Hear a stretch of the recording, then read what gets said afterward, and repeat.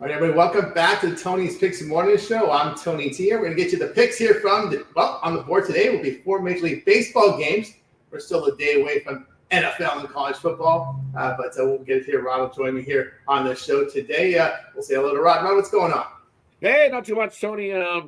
Tough day for me on the base pads. I figured some teams would I picked a couple favorites, and I figured that they would come in. It was one of those spots. And got to give it to the Tigers. Scooble definitely pitched well, and they gave him enough run support to get the win in that one. And then, the Mets. Woo! Who says the Mets were going to be tired and after flying all over the place? Look at them go. It's like the power of adrenaline. The power of adrenaline. Power adrenaline. Yeah, exactly. They're still riding it. The power of adrenaline on the Mets. So congratulations there. And then the Royals 1-0. What a game that was.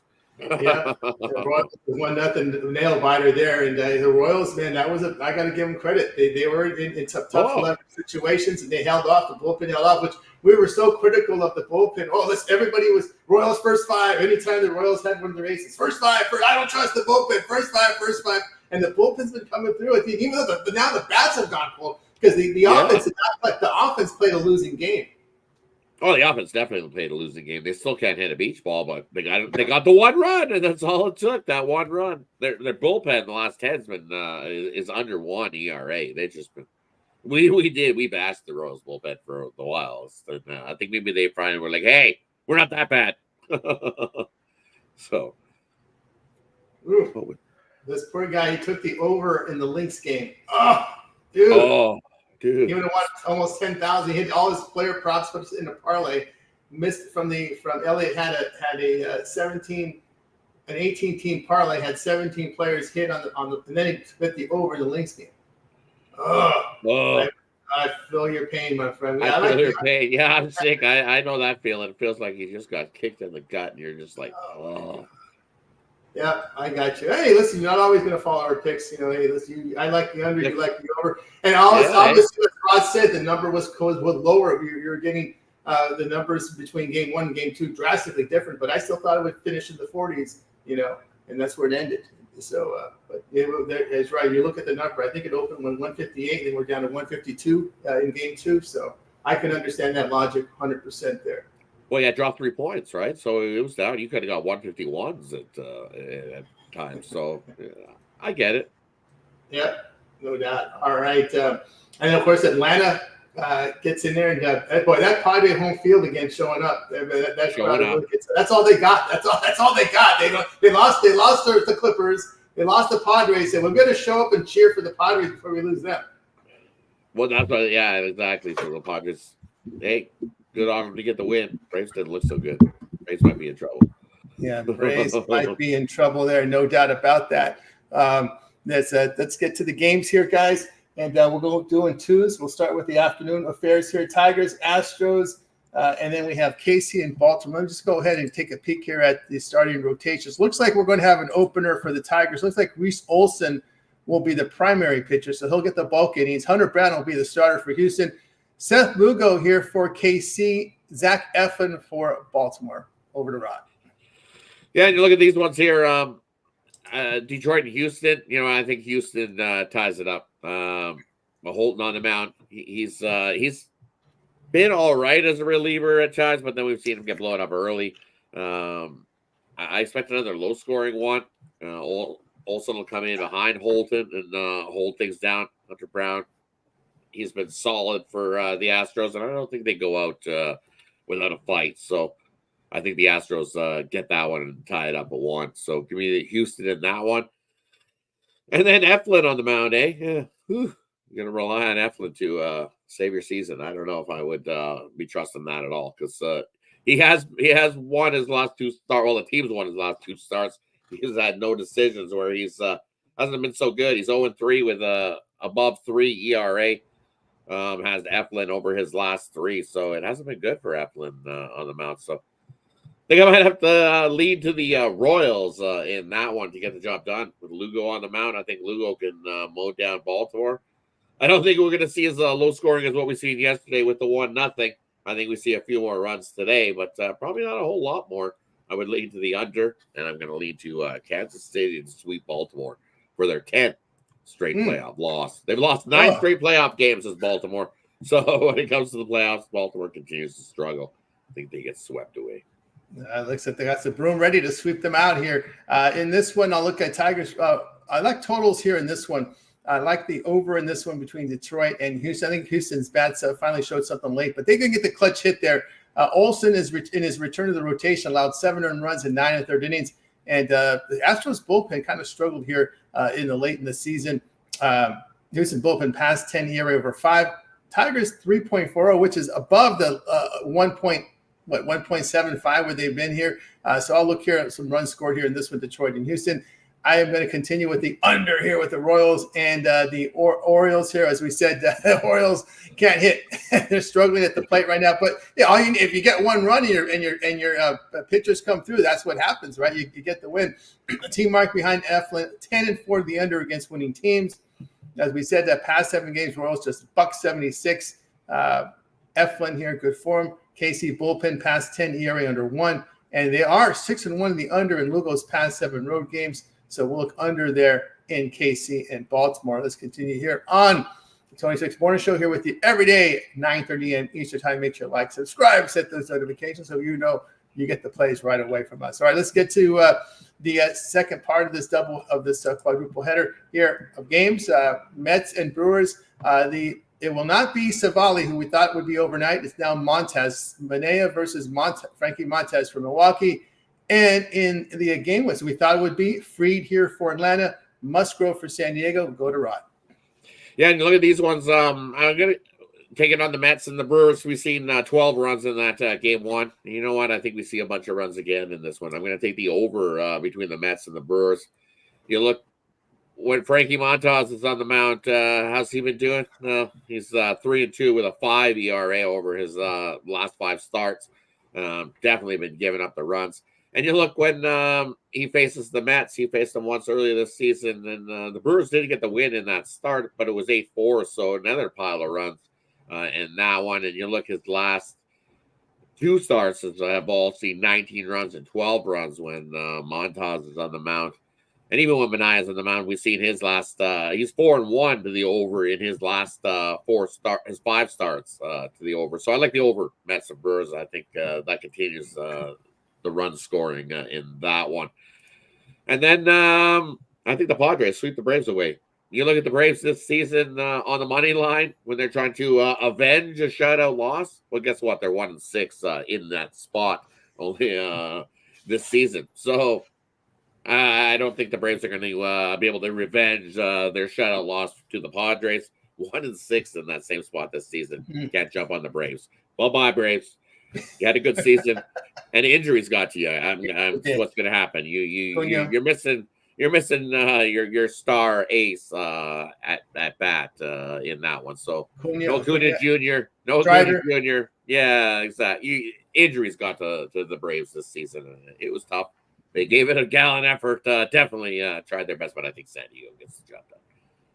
Yeah, and they do have that great home crowd there. Like I said, that's all they got to cheer for. The Aztec college basketball, San Diego State, okay, but that's a pro city there. So that's all they got to keep their Padres, and they're playing well. Yeah, I'm going to look for the sweep of the Brewers here. I'm going to take the Mets. I was surprised here, man. What's happened to this Brewers starting rotation? My goodness, here Savali was I couldn't believe I saw Savali, and then they moved to Montas. What is this? I mean, both of them are tough. When you are on death's bed, and that's your number 2 guy.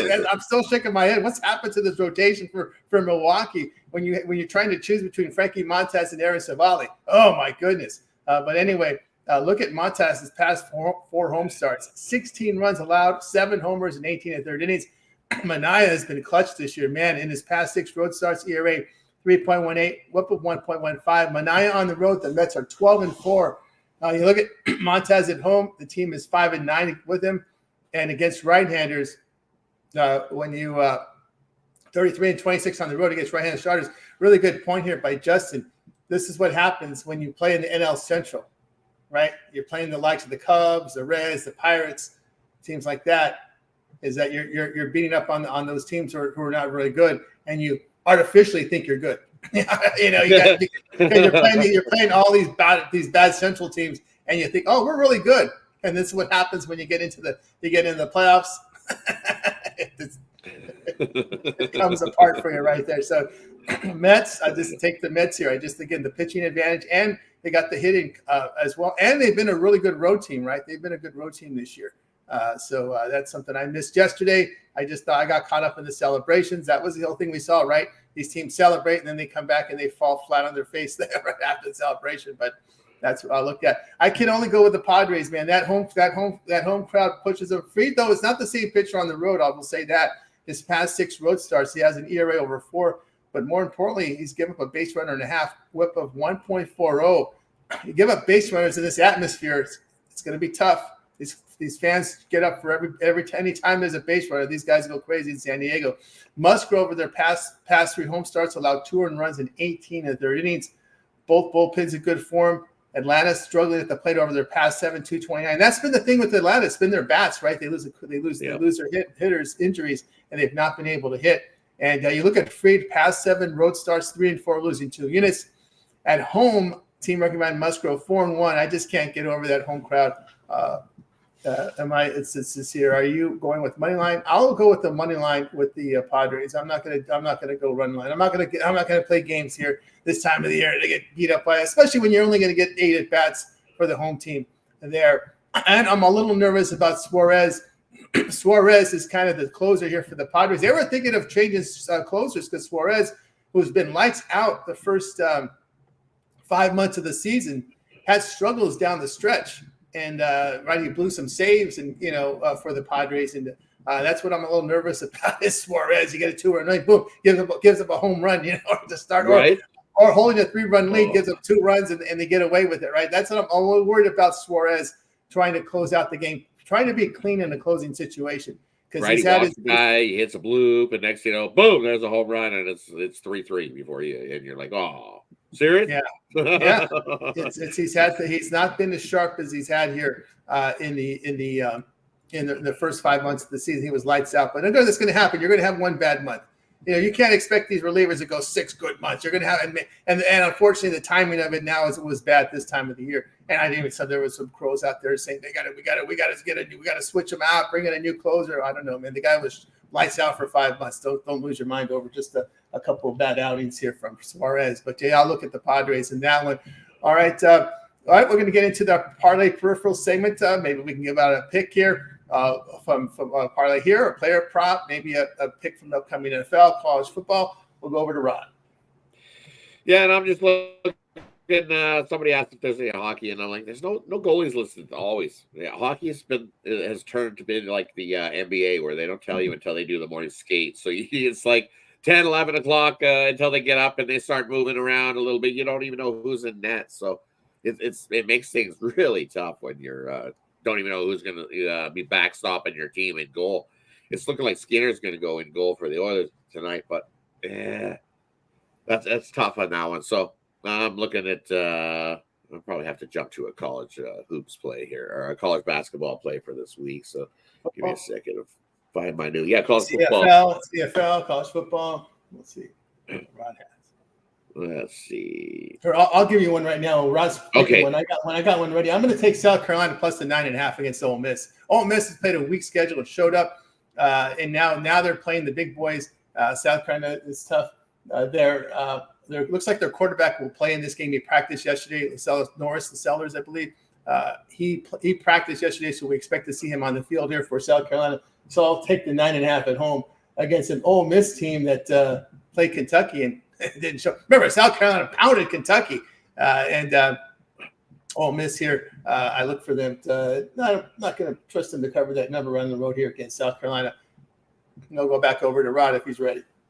I'm ready. So for me, I like Ohio State here, and I like Ohio State big. I mean, you look at Iowa, that defense is still traveling from last season, but this Ohio State team, they looked real good against Michigan State. We thought Michigan State was going to give them a battle and keep it close. We did not. Ohio State, that defense is solid and have stepped up. So I think that offense is starting to get things rolling. Just needed that blow up of Marshall to get things going, because scoring 38 against Michigan State. I think they can come into facing Iowa. And you look what Iowa's done. Like I said, their defense has been solid, but I think going against Ohio State, and you're laying less than, was it 3 touchdowns? 19.5 was where I see that line. I got Ohio State big. I think they win by 28 plus. I'm going to take Ohio State in that one. There we go with Rod, Ohio State. All right, Rod. My pick. I've taken Ohio Sate. Yeah. It's been my team from the beginning, so that's the one we're riding, and I think they have a good season in that one. So, Rod having a great year in college football this year. He's been cranking. All right, Liberty, know what you got for sale over at Tony's Picks, heading to a big weekend here with college football, NFL, baseball playoffs. W returns on Friday. What do you have for sale over at Tony's Picks? And over at Tony's Picks, I've got just one play today. Absolutely love that play. So you definitely want to jump aboard my 10-star play of the day. 52-43 over the last 95 days on it. But I've also got 4 college football plays in already. And I'm definitely going to put a WNBA play in coming up soon. And, I'll have a loaded college football card on Saturday. And then we're going to load an NFL card. So definitely jump aboard a week pass. That way you don't miss out on any of the late Steve plays as well. Don't forget Tony T at checkout. Save 15% off all your purchases over there. Or take advantage of that 2-for-1 capper promotional. You see, I've been doing well in college football. Well, Tony over here has been killing in NFL. So pair me and Tony up, and we got you covered on both football. So take advantage of that 2-for-1 capper promotional over at Tony'sPicks.com. That's right. Yeah, if I'm on board here with Rod over at Tony's Picks, see the great results from Rod. I've got a best bet on the board for Major League Baseball going with a single today. So get on board there. And as Rod mentioned, the 2-for-1 cap promotion pair Rod and I up together for the long-term pass because we'll be in action here. College football, NFL, Major League Baseball playoffs. We'll see if Rod's in action as the NHL has that global series here on Friday. Looking forward to that one. And the next week we're in full. When is the North American opener in NHL? I want to say Monday, but let me just have a quick look because I think they do the Friday, the Saturday, and then it might be like the Tuesday, but let me just double check. All right, we'll see that. I know. Yeah, it is. It's the Tuesday. No, wait, Tuesday. Because they go the 4th, the 5th. It is Monday the 7th. Oh wow. No, it is the Tuesday. My bad. Tuesday kickstarts everything. 3 games on Tuesday. Starts and then it just slowly just gets bigger. Tuesday starts 3 games, and then we get the following day we've got 5. So it's not too. It slowly eases us back into hockey. Thursday we've got 9, so it goes 4, 5, 9, and then by Friday you probably have a few on Friday. And then it'll probably have a full slate on Saturday. I bet you Saturday, October 12th. I bet you've got 16 games. 4, 8, 12, 13, 14. See. Yeah, by next Saturday, it'll be a loaded card again, 14 games. So nice. So we're ready, locked and loaded here for the big card coming up here, guys. Get on board with Rod. NHL will be covered part of that 70. Remember that 1 month pass? You get a 30-day pass. You get all the way to the end of the World Series. About 3 weeks of hockey from Rod. All the MLB playoffs, NFL, college football, all these sports overlapping. This is the time to get the long-term rest of the pass. WNBA in there as well. Yep. So yeah, the month pass is the way to go. That went past the way to go. Good time right now with all this action going up. All right, we got to the show. And of course, you can look for Rod's videos over at Tony's Picks. I know he'll be back here with the WNBA Friday, and there'll be some more. And I know you're working on a college football show that you're going to tape here with the Cappers as well. Pretty big. So everybody keep an eye on that with Thursday night. Thursday night, keep an eye out for that. We'll have a college football show from all the Cappers here at Tony's Picks. Be 6 of us, I know, that definitely locked into join. So definitely, we know you love the opinions of everybody here at Tony's Picks. So definitely tune in. Keep your eyes out for that video coming soon. Weekly rundown of some college football action. Weekly rundown coming up. Dave and Rod will host that one. Maybe something in the works for hockey. Keep an eye on next week on that. There were some discussions behind the curtain. We'll see how everything rolls out. So trying to do like a late info show, like probably around 5 Eastern time. We're trying to we'll have a drop a late info show. It'll kind of be like I figured we would do hockey and NBA all at once because we know how NBA rolls as well. So it'll be like a late info play. You make sure you get all the injury news, and even though NBA, even at that time, sometimes NBA doesn't give you the news, but I know hockey does at that time. Get you guys a late info show for everybody who's in net, who the goalie is, all that type of stuff. So that's Justin's answer. Like I said, I did take a quick look, but I didn't see any goalies news yet. So tune into the drive-through later this afternoon. I'll be on that, and you'll definitely get a hockey pick for me. Yeah, in the bonus segment. Yeah, a little early here for the hockey because again, the morning skates gives you a lot of information too, right, Rod? Yeah, huge. Morning skates when these guys get up, usually 9, 10 o'clock Eastern time. They start a morning skate and they all get out there and warm up. And then usually the goalie that's going to start is just the last one off the ice on the morning skate. So that's how we can figure out who's in net.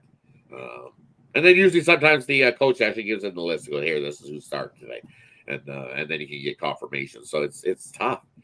And once these teams start playing the schedule, like on the back-to-back, if they started this guy that night, they're going back to the other guy the next night. So there's spots where you can find.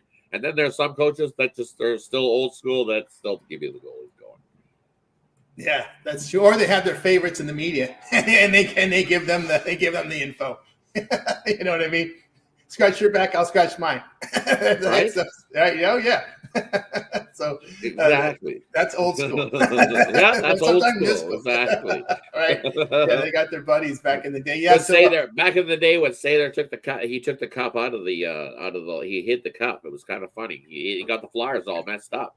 Back in Game 7, it was Game 7 against it was Game 7. Yeah, and Slats took the cup because the cup the Flyers were all bragging about it. Like, we get the cup, we're getting it back, blah, blah, blah. And Slats took the cup and hit it.